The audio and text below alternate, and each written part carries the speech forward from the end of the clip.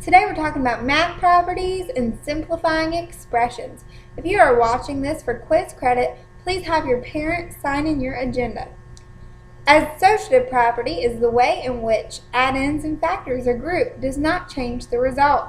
Let's look at this example for addition. 2 plus 3 is in parentheses, so I'm going to do that first according to order of operations.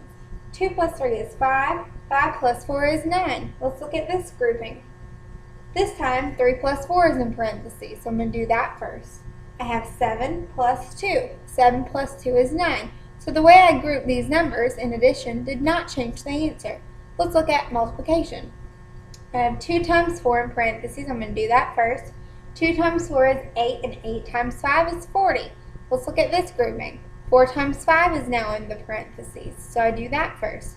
4 times 5 gives me 20, and 20 times 2 still gives me 40. So for addition and multiplication, the order in which you group things does not change the answer.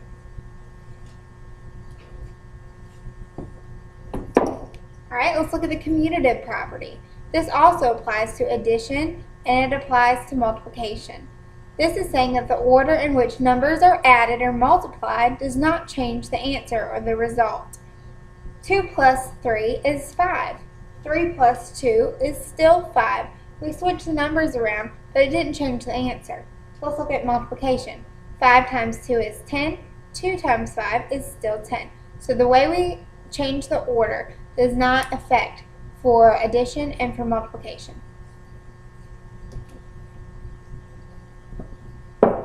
The distributive property can be used to multiply numbers mentally by breaking apart one of the numbers and writing it as a sum or as a difference. Let's look at some examples.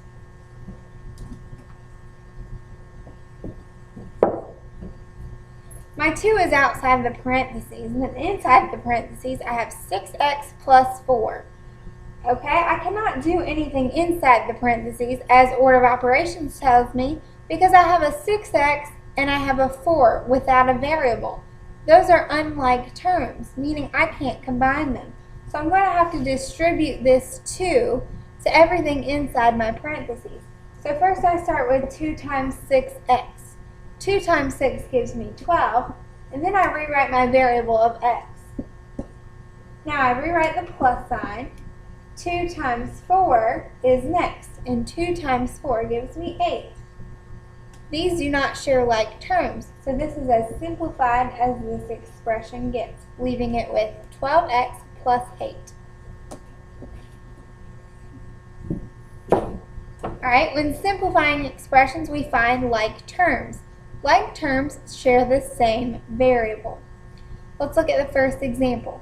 I'm using the distributive property, but this time I can do what's in the parentheses. So I can say 8 minus 3. We know 8 minus 3 is 5. And I'm going to multiply that times 4n.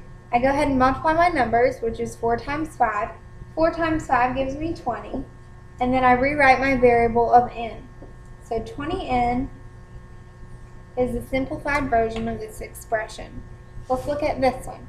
I have 9 plus 2x minus 4 plus x. I can combine two things. First, I'm going to combine my 9 minus the 4. We know 9 minus 4 is 5. Now I have the plus sign to pull down. I have 2x plus x. 2x plus x gives me 3x. If there's no number in front of the variable, you know it's a 1. So that would be 2x plus 1x, and that's how I got 3x. These are not like terms because this does not have a variable. So I'm going to go ahead and circle this as my simplified version of this expression. 5 plus 3x.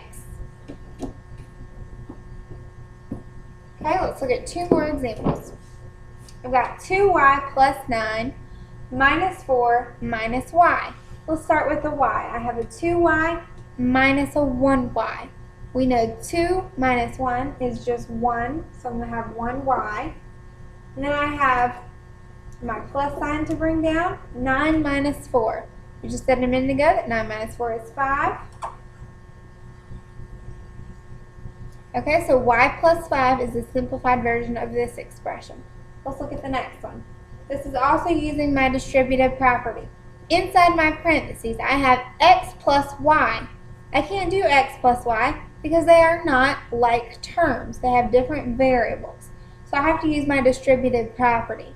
So I multiply my 3 times x, which gives me 3x. Bring down my plus sign. Now I do 3 times y, which gives me 3y. This is a simplified version of this expression because x and y are not able to be combined. They are not like terms.